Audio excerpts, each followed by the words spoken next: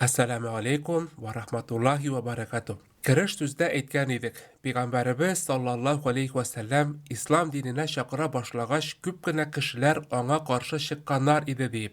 Ni uchun agar da payg'ambar sallallohu alayhi va sallam yaxshilik bilangina kelgan bo'lsa da, xuluqlarni bir-biring bilan bo'lgan munosabatlarni tog'inda ko'rkamroq yoqqa o'zgartirish uchun kelgan bo'lsa da, g'alamlarga rahmat etib jibarilgan bo'lsa da, ni ishin anga qarshi butun dunyo qo'zg'aldisin. Ni ishin Allohga ishonam deb aytib da kishilar anga bo'ysunarga, itoat etarga oshiqmaylar.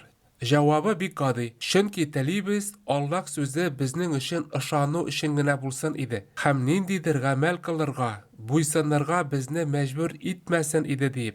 Allohga ishonuvni qalblarda, ko'ngillarda yirta olar edik. Hatto Allohga ishonam deb til bilan da aytirga rizo. Allohdan amr etilgan nindida bo'lsa amirni ni uchundir ishlarga oshiqmaymiz. O'zimizga o'ng'ayli bo'lganin olamiz, atirishlik talab etilganin qoldiramiz. Aytirsinglar, Allohning amrlari ham tiyuvlari bizning uchun muhim tugul. Eng boshdan Allohning rasulina Arab qabilalarining boshliqlari sug'ish bilan qarshi chiqdi.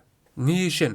Chunki payg'ambar chaqira turgan din ularga to'g'ri kelaturgan din bo'lmagan uchun dinni qo'llanib, din ismi bilan boylik, oliy daraja hokimlik olib bo'lmagan uchun. Chunki hokimlik bit islom dinida Allohnikigina.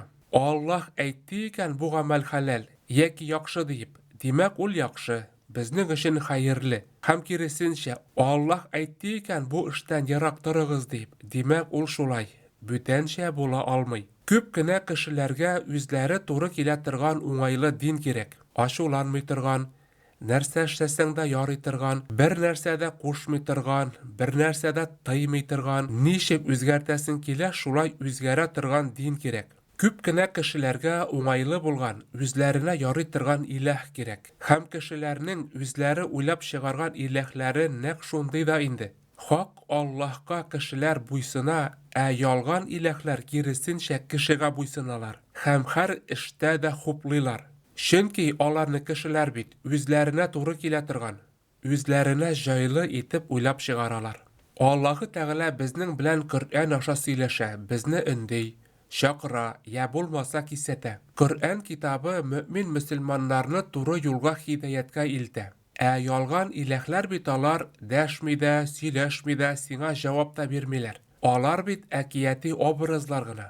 Olar shirlikda yo'q bit.